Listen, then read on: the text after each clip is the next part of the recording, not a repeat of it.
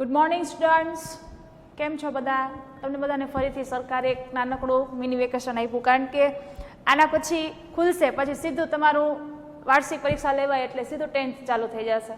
થોડોક તમને બ્રેક આપ્યો. અત્યારે બધાએ પેપર ભરી જ લીધા હશે, આવતીકાલે આપણે બધાએ જમા પણ કરાવવાના છે. હવે આપણે વાત કરીએ ઇંગ્લિશ ગ્રામરની, તો ગ્રામરની અંદર આપણે મોસ્ટલી ગ્રામર છે એ બધું કમ્પ્લીટ થઈ ગયું છે. 2 ચેપ્ટર બાકી છે, એક છે ફંક્શન્સ અને પછી છે ડાયરેક્ટ ઇનડાયરેક્ટ સ્પીચ. હવે ડાયરેક્ટ ઇનડાયરેક્ટ જે સ્પીચ છે એ આખી ટેન્સ બેઝડ છે. સૌથી પહેલાં આપણે ટેન્સ છે એનું રિવિઝન કરવું પડે અને પછી આપણે ડાયરેક્ટ ઇનડાયરેક્ટ છે એ શીખી શકીએ. એટલે એ વસ્તુ થોડીક એવી છે કે ક્લાસની અંદર વધારે ફાવશે ભણવી આપણે, એટલા માટે આપણે 12મું ચેપ્ટર લઈએ છીએ ફંક્શન્સ. હવે આ ચેપ્ટર છે ને અતિ મહત્વનું છે. એનું કારણ છે ધોરણ 10ની અંદર બોર્ડની પરીક્ષાની અંદર આ ચેપ્ટર 9 માર્કમાં પૂછાય છે. તમારી આગળના જે અત્યારના વિદ્યાર્થીઓ જે 10મામાં છે એને તમે પૂછજો કે ફંક્શન વર્ડ છે એ કેટલા માર્કમાં આવે. 3, 3, 3 આવી રીતે 3 સેક્શનની અંદર 3 ટાઈપના પ્રશ્નો છે એ આ ફંક્શન વર્ડ્સમાંથી પૂછાય છે. એટલે આ જે ચેપ્ટર છે એ ખાસ વ્યવસ્થિત રીતે લખજો. અને બીજું કે એક વખત વ્યવસ્થિત સમજી લેશો ને તો નેક્સ્ટ યર આનો બેનિફિટ છે એ તમને રહેશે જ.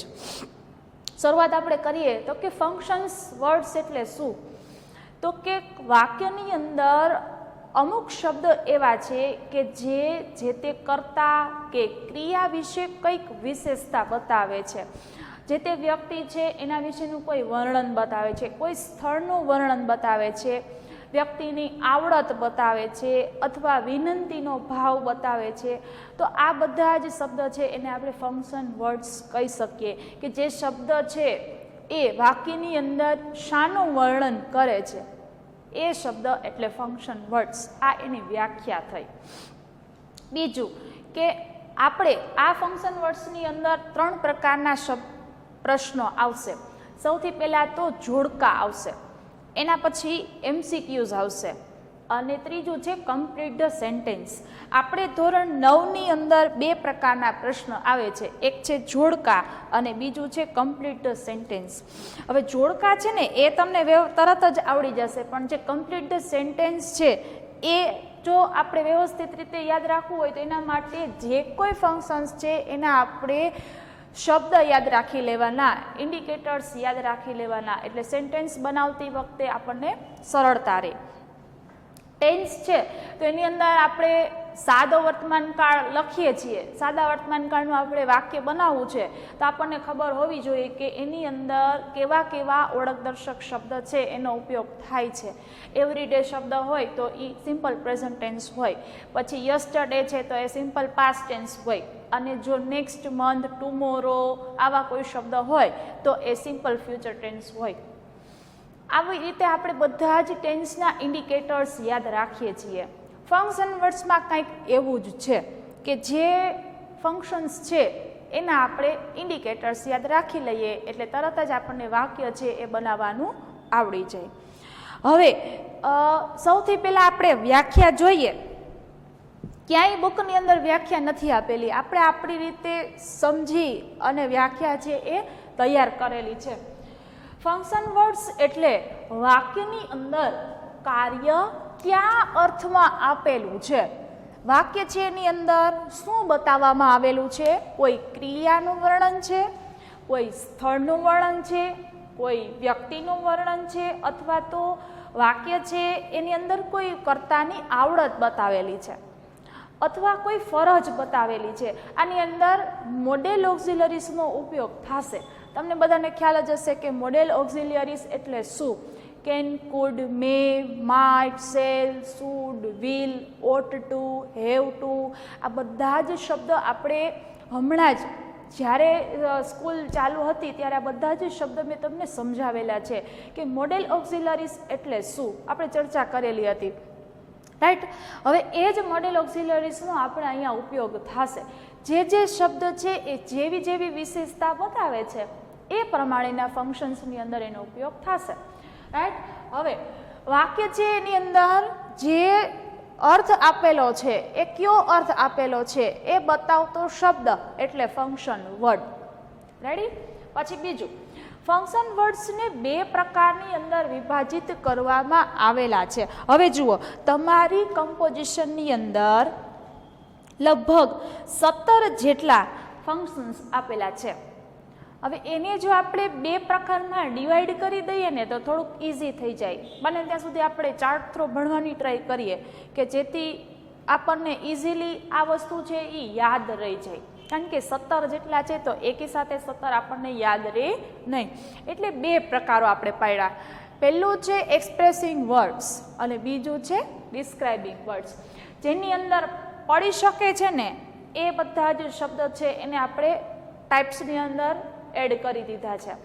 હવે બાકીના જે 6-7 છે એ પર્સનલ, એને પોતાની વિશેષતા છે. દાખલા તરીકે સિકિંગ ઇન્ફોર્મેશન અથવા ઇન્ક્વાયરી એઝ નેચર, તો એ પ્રશ્ન પૂછવા માટે, માહિતી લેવા માટે વપરાય છે. તો એનો કોઈ પ્રકાર નથી, એ પર્સનલી એક પોતે જ ફંક્શન છે. તો હવે જેટલા પ્રકાર આપણે પડે છે ને એટલા પ્રકાર આપણે પાડી અને એક નાનકડો ચાર્ટ તૈયાર કરી લીધો. એમાં પહેલું જો આપણે જોઈએ તો એક્સપ્રેસિંગ વર્ડ્સ, એટલે કે જેની અંદર કોઈ પ્રકારનો ભાવ બતાવેલો હોય. આપણને ખબર જ છે કે એક્સપ્રેસ એટલે શું, તો કે વ્યક્ત કરવું. હવે ભાવ વ્યક્ત કરતા શબ્દ છે એ બધા જે શબ્દ છે એ કેવા કેવા પ્રકારના હોય, તો કે અહીંયા આપણને બધા જ પ્રકાર બતાવેલા છે. આપણે એક પ્રકાર જોશું. અને બીજું છે ડિસ્ક્રાઇબિંગ વર્ડ્સ. હવે જુઓ, એક્સપ્રેસ એટલે શું, તો કે વ્યક્ત કરવું, અને ડિસ્ક્રાઇબ એટલે શું, તો કે વર્ણવવું. ડિસ્ક્રિપ્શન, ડિસ્ક્રાઇબ આવા શબ્દ આપણે પાઠની અંદર આવે જ છે.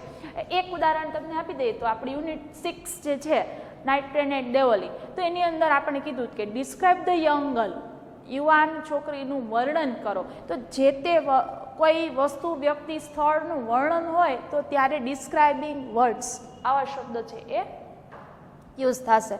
ક્રિયા, સ્થળ, વ્યક્તિનું વર્ણન કરતા શબ્દો. તમારે બે જ શબ્દ યાદ રાખવાના છે. એક્સપ્રેસિંગ એટલે ભાવ વ્યક્ત કરવો અને ડિસ્ક્રાઇબિંગ એટલે વર્ણન કરેલું હોય. રેડી? હવે એમાં પહેલું એક્સપ્રેસિંગ વર્ડ્સ, ભાવ વ્યક્ત કરે પણ કેવા કેવા પ્રકારનો ભાવ, તો એની અંદર એક પ્રકાર આપણે જોઈએ. તો સૌથી પહેલાં તો છે ઇમોશન્સ. ઇમોશન્સ, હવે તમને એવું થશે કે ટીચર એક્સપ્રેસિંગ વર્ડ્સ એટલે ભાવ બતાવવું, ઇમોશન્સ એટલે પણ ભાવ બતાવવું, તો આ બે શબ્દ એક સરખા? હા, એક સરખા તો ખરી જ, પણ એની અંદર સામાન્ય ડિફરન્સ છે. ઇમોશન્સ બતાવે એટલે કે જુદી જુદી પ્રકારની લાગણીઓ બતાવે. લાગણીની અંદર કઈ કઈ વસ્તુ આવે, તો કે પ્રેમ આવશે, ઘૃણા આવશે, ગુસ્સો આવશે, દુઃખ આવશે, કરુણા આવશે, આશ્ચર્ય, સરપ્રાઈઝનો ભાવ છે. બરાબર? કોઈ વસ્તુ આપણને એ બહુ જ ગમી ગઈ છે, આપણે એમ કહીએ કે વેરી બ્યુટીફુલ, વાવ, વાવ શબ્દ આપણા મોઢામાંથી નીકળી જાય, તો એ વસ્તુ અત્યંત ઉત્સાહજનક બાબત હોય તો એના માટે વપરાતો શબ્દ છે વાવ. પછી કેટલું અદ્ભુત, કોઈ વસ્તુ આપણને અતિશય ટચ થઈ ગઈ છે કે wow, what a beautiful picture, what a beautiful scene, what a wonderful scene. તો આ બધા જે શબ્દ છે એ આપણા મનની અંદર એક આશ્ચર્યની સાથે સાથે અદ્ભુતતા અનુભવાય એવો ભાવ છે એ વર્ણવતા હોય. તો આ બધી જ પ્રકારની જે લાગણી છે એ શેની અંદર આવશે, તો કે એક્સપ્રેસિંગ ઇમોશનની અંદર. હવે જો મેં તમને સમજાવ્યું, તમને અત્યારે થોડુંક કન્ફ્યુઝન રહેશે, પણ જેવું આપણે એક્ઝામ્પલ જોશું ને એવું તરત તમારા માઇન્ડની અંદર ક્લિયર થઈ જશે કે શું કહેવા હું માગું છું. રાઈટ? હવે એક્સપ્રેસિંગ વર્ડ્સની અંદર બીજો પ્રકાર, સૌથી પહેલાં, હવે જો ક્યાંય બુકની અંદર આવા પ્રકારો પાડેલા નથી, આ આપણી સરળતા માટે આપણે આવા પ્રકારો પાડેલા છે કે આપણે એક સાથે યાદ રાખી શકીએ અને શોર્ટમાં આપણને બધા જ ફંક્શન્સ છે એ ક્લિયરલી સમજાઈ જાય. પછી છે એબિલિટી. તો આની વાત આપણે કરી દીધી કે ભાવ એટલે શું, તો કે કેવા કેવા પ્રકારનો ભાવ, તો કે ભાઈ હેપી હોય, સેડ હોય, સરપ્રાઈઝ હોય, ડિસ્કસ્ડ હોય, એંગર હોય, પીટી એટલે કરુણાનો ભાવ હોય. આ બી બધા પ્રકારના જે શબ્દ એક્સપ્રેસ કરતા હોય, જે ભાવ એવો બતાવતા હોય, તો એની અંદર આપણે લખાશે એક્સપ્રેસિંગ ઇમોશન્સ. હવે આ શબ્દ છે ને સાથે લઈ લેવાનો છે પ્રકારની અંદર. પહેલો પ્રકાર આપણે લીધો એક્સપ્રેસિંગ ઇમોશન્સ. હવે બીજો પ્રકાર આપણે લેશું એક્સપ્રેસિંગ એબિલિટી. હવે એબિલિટી એટલે ક્ષમતા અથવા આવડત. તો એના માટે આપણે મોડેલ વર્બ્સ યાદ કરવા પડશે. મોડેલ વર્બની અંદર કયો મોડેલ છે એ ક્ષમતા કે આવડત બતાવે છે? તો કે કેન. જો હકાર વાક્ય હોય તો કેન, જો નકાર હોય તો કેન નોટ. એટલે અહીંયા બે શબ્દ આપણે યાદ રાખવાના રહેશે, કેન અને કેન નોટ. જ્યારે વાક્યની અંદર કેન અને કેન નોટ જેવા શબ્દ વપરાયેલા હોય ત્યારે ફંક્શન વર્ડ્સ તરીકે એક્સપ્રેસિંગ એબિલિટી મૂકવાનું આવે. અને વાક્ય તમને પૂર્ણ કરવાનું કીધું છે, કમ્પ્લીટ ધ સેન્ટેન્સ કીધું છે, અને કોઈ કર્તાનું નામ તમને આપેલું હોય. દાખલા તરીકે તમને આવું કીધું છે કે રીના પછી ખાલી જગ્યા અને કૌંસની અંદર આપ્યું છે એક્સપ્રેસિંગ એબિલિટી. તો તમારે સીધું જ યાદ રાખવાનું કે વાક્ય છે એ કેન અને કેન નોટથી બનશે. જો નકારથી બનાવવું છે કે કેન નોટનો ઉપયોગ કરવાનો, હકારથી બનાવવું છે તો કેનનો ઉપયોગ કરવાનો. આ બે શબ્દ સિવાય તમારે આની અંદર એક પણ વર્ડ યાદ રાખવાનો નથી. બરાબર? એટલે મેં હમણાં જ કીધું કે જેમ આપણે ટેન્સમાં ઓળખદર્શક શબ્દ યાદ રાખીએ છીએ એ જ રીતે આને પોતાના ઓળખદર્શક શબ્દ છે. દરેક ફંક્શન્સની અંદર બે બે ત્રણ ત્રણ શબ્દ યાદ રાખવાના છે. એટલે તરત જ તમને આવડશે કે ભાઈ એબિલિટી છે તો હવે આ વાક્ય છે એ આપણે આ કેન નોટ વડે બનાવશું. અને જો આપેલું હોય તો તરત જ જવાબ આપણને યાદ આવે કે આની અંદર એક્સપ્રેસિંગ એબિલિટી હોય. રાઈટ? સમજાઈ જાય છે? બહુ સહેલું છે. એક વખત વ્યવસ્થિત રીતે આપણે સમજી લઈએ, યાદ રાખી લઈએ, પછી જવાબ લખવામાં જરાય આપણને વાર નથી લાગતી. પછી ત્રીજું છે એક્સપ્રેસિંગ નેસેસિટી. હવે નેસેસરી એક શબ્દ છે. નેસેસરી એટલે જરૂરિયાત. આપણને કૌંસની અંદર આપ્યું છે નૈતિક કર્તવ્ય. તો હવે મોડેલ વર્બ્સ તરફ આપણે જઈએ તો નૈતિક કર્તવ્ય માટે અથવા તો આપણે ફરજ આવો શબ્દ લઈ લઈએ. ફરજ બતાવવા માટે કયો મોડેલ વર્બ્સ વપરાય છે? તો કે શુડ વપરાય છે. અને એના પછી શુડની સાથે સાથે ફરજિયાતપણું આપણે બતાવવું છે તો મસ્ટ શબ્દ વપરાય છે. મસ્ટનો સમાનાર્થી શબ્દ છે ઓટ ટુ. એટલે ત્રણ શબ્દ થયા, શુડ, મસ્ટ અને ઓટ ટુ. અને હેવ ટુ, હેઝ ટુ આ વસ્તુ પણ આપણને ફરજિયાતપણું બતાવે છે. મેં તમને સમજાવેલું છે કે હેવ અને હેઝ એ વ્યક્તિ વસ્તુની માલિકી બતાવે છે, પણ જ્યારે એની સાથે ટુ ઇન્ફિનિટિવ લાગે છે, આવી રીતે આપ્યું છે હેવ ટુ અને હેઝ ટુ, તો આ ટુ ઇન્ફિનિટિવ જ્યારે આ હેવ હેઝ સાથે લાગે છે ત્યારે એ શબ્દ છે એનો અર્થ થશે કરવું જ પડશે. હવે આ જ શબ્દ છે એ ફરજિયાતપણું બતાવે છે. એટલે નેસેસિટીની અંદર શેનો ઉપયોગ થશે? તો કે શુડ, મસ્ટ, ઓટ ટુ અને આવશે હેવ, હેઝ વત્તા ટુ. અક્ષર થોડાક નાના થાય પણ બુકની અંદર આ બધી જ વસ્તુ તમને આપેલી છે, માત્ર આપણે એને અહીંયા શોર્ટની અંદર યાદ રાખવાની છે, એટલા માટે થઈને આપણે લખીએ છીએ. નેસેસિટી એટલે જરૂરિયાત. જરૂરિયાતની અંદર ફરજ પણ આવી જશે અને ફરજિયાતપણું પણ આવી જશે. શુડ શબ્દ છે એ નૈતિક ફરજ બતાવે છે. મસ્ટ, ઓટ ટુ અને હેવ ટુ, હેઝ ટુ આ ત્રણ શબ્દ છે એ ફરજિયાતપણું બતાવે. જ્યારે વાક્યની અંદર કરવું જ પડશે ક્રિયા છે એના માટે કોઈ કડક નિયમ દાખવેલો હોય તો ત્યારે મસ્ટ, ઓટ ટુ અને હેવ, હેઝ પ્લસ ટુનો ઉપયોગ થશે. આગળ જઈએ. પોસિબિલિટી. હવે જો જ્યારે તમને શબ્દનું ગુજરાતી આવડશે ને ત્યારે તમને ઓટોમેટિકલી આ ફંક્શન શું કહેવા માંગે છે ને એ સમજાઈ જશે. પોસિબિલિટી એટલે શું? પોસિબલ એટલે શક્યતા. હવે જ્યારે કોઈ વસ્તુની આપણે કદાચ સંભાવના છે કોઈ ક્રિયાની આવું બતાવવું હોય તો ત્યારે આપણે શેનો ઉપયોગ કરીએ છીએ? તો કે બે શબ્દનો ઉપયોગ કરીએ છીએ. આમ તો ત્રણ, વિલ અને શેલ, અને પછી આવશે મે અથવા માઇટ. મે માઇટ સાથે લઈ લ્યો અને સેલ વિલ સાથે લઈ લ્યો તો બે જોડી, બે પેર થઈ કે એ ચારે ચાર શબ્દ છે એ શક્યતા બતાવે છે. વિલ શબ્દ છે એ પાછું થોડુંક પરવાનગી બતાવવામાં માટે પણ વપરાશે. હમણાં જ આપણે મોડેલ ઓક્ઝિલરીઝ છે એની ખાલી જગ્યા છે એ ફિલઅપ કરી હતી. એમાં આવતું હતું ત્યારે ઘણી બધી વખત આપણને એવું થતું હતું કે આ વાક્યની અંદર કેન પણ શક્ય છે, મે પણ શક્ય છે અને વિલ પણ શક્ય છે, થતું હતું આવું. પણ અહીંયા જ્યારે આપણે સેન્ટેન્સ બનાવીએ છીએ ને ત્યારે આપણે કેટલું યાદ રાખવાનું? તો કે શક્યતા બનાવવા માટે 3 થી 4 શબ્દ આપણે યાદ રાખવાના. તો કે વિલ, પછી આવશે સેલ, પછી આવશે મે અને પછી આવશે માઇટ. તો હવે બનતી ટ્રાય આપણે આવી કરવાની કે વિલથી વાક્ય બનાવવું, મેથી વાક્ય બનાવવું. અને શેલ શબ્દ છે એ આઈ અને વિલની સાથે વપરાય છે, તો કદાચ આઈ સાથે તમે વિલ વાપરો તો પણ સેન્ટેન્સ ખોટું પાડી શકાતું નથી. એટલા માટે આ 4 શબ્દ આપણે જોવાના કે આ ચારે ચાર શબ્દ છે એ જે તે ક્રિયાની સંભાવના બતાવે છે.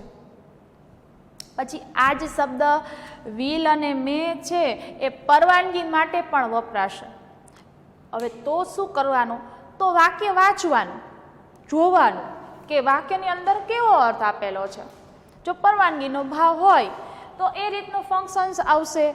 અને અહીંયા શક્યતા બતાવવાની છે તો કોઈ ક્રિયા છે એ તમને કરતા પછી તરત જ આનો ઉપયોગ થયેલો હશે. અને જો આ શબ્દ જે વાક્યની શરૂઆતમાં હોય, પાછળ ક્વેશ્ચન માર્ક હોય તો એ પરમિશન થઈ જશે, પરવાનગી માગશે.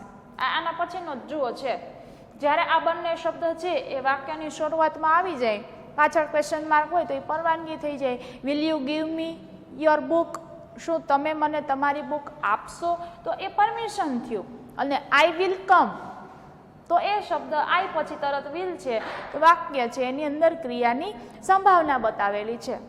એટલે સેન્ટેન્સ તમે વાંચશો એટલે તમને ખ્યાલ આવી જશે કે આમાં શું કહેવા માગે છે. રાઈટ. હવે એક્સપ્રેસિંગ વર્ડ્સની અંદર પછીનો આપણે પ્રકાર જોઈએ તો 1, 2, 3, 4 અને 5મો પ્રકાર છે એક્સપ્રેસિંગ રિક્વેસ્ટ અને એક્સપ્રેસિંગ પરમિશન.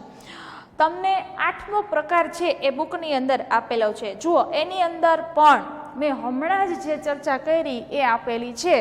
વિલ અને શેલ આ બંને શબ્દ વાક્યની શરૂઆતમાં છે, સાથે સાથે પાછળ ક્વેશ્ચન માર્ક છે, એટલે આ બંને શબ્દ અહીંયા એક્સપ્રેસિંગ રિક્વેસ્ટ કે પરમિશનની અંદર વપરાશે.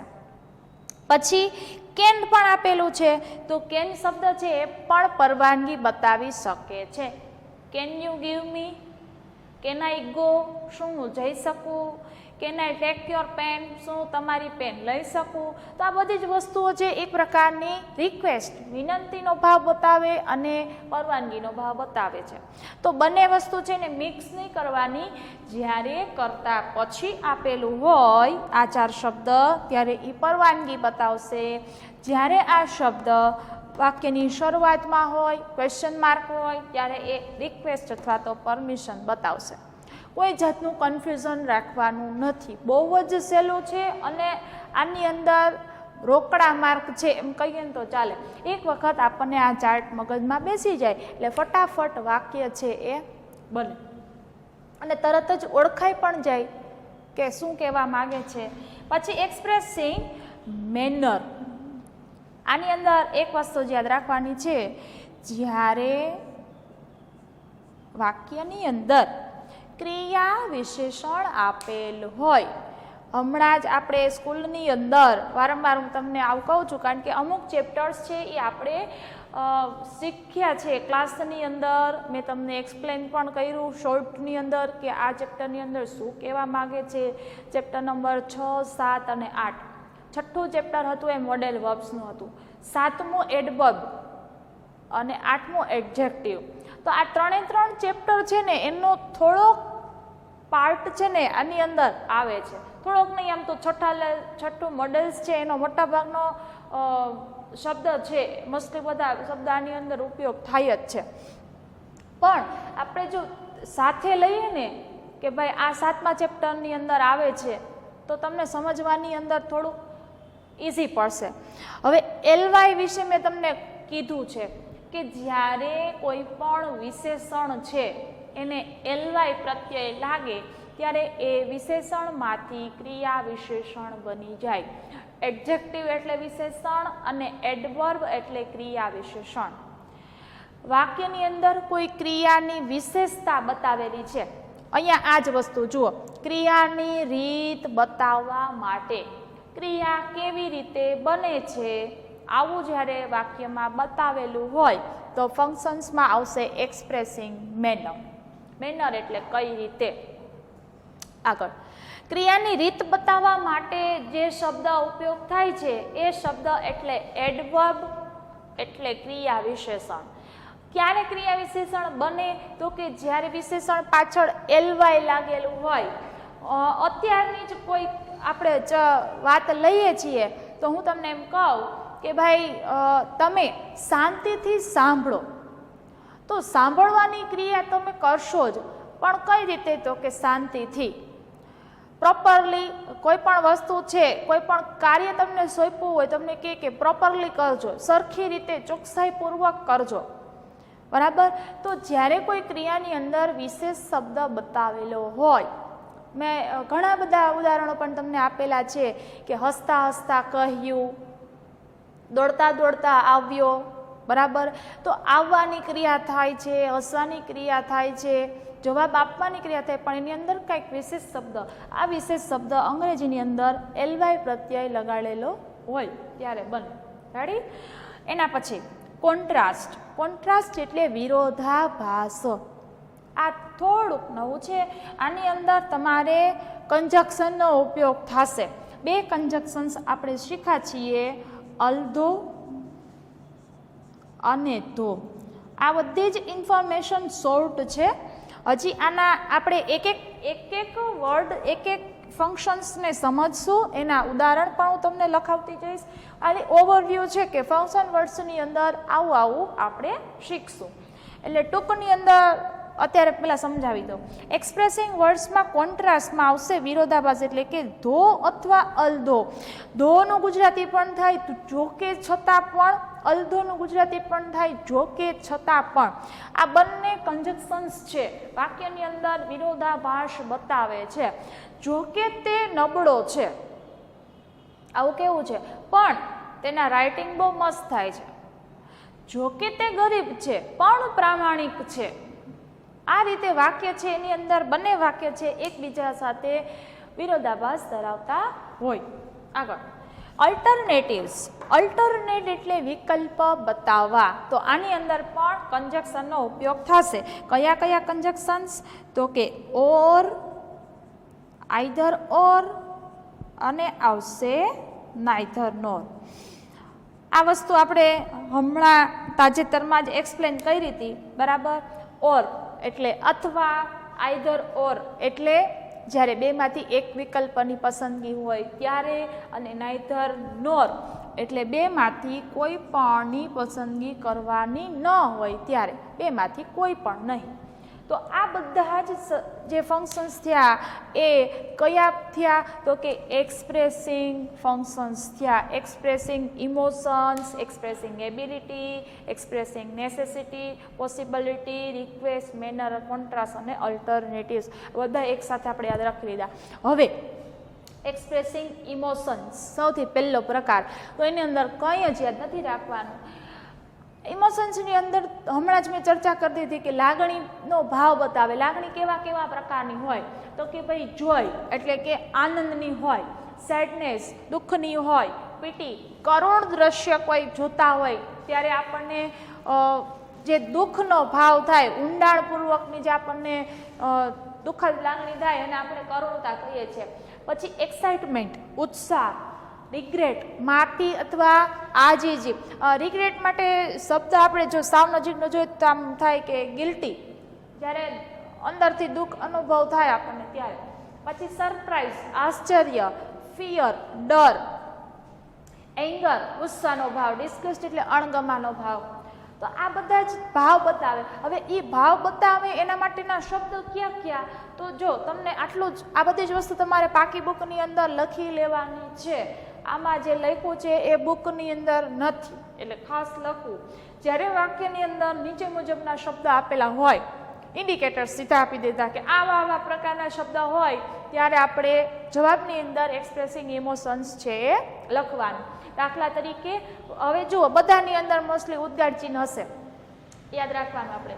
વાવ, how beautiful, how sad, congratulations, bravo, bravo એટલે બહાદુર, એલાસ એટલે અરે રે, વોટ અ પીટી કેટલું દુઃખદ, વેલ ડન એટલે શાબાશ, વોટ અ શેમ એટલે કેટલું શરમજનક, બેસ્ટ ઓફ લક અને ગુડ આઈડિયા.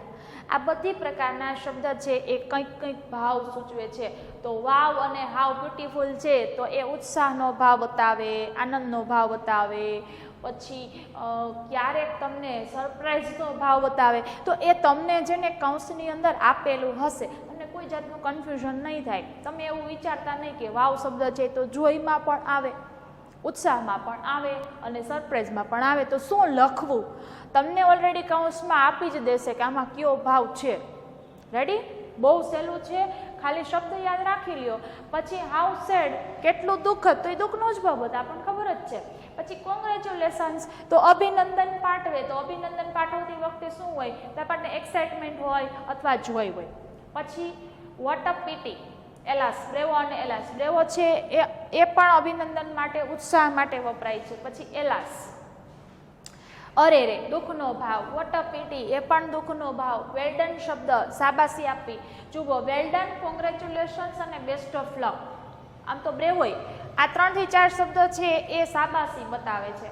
પછી છે ગુડ આઈડિયા, સારો વિચાર, રિસ્પોન્સ માટે વપરાય.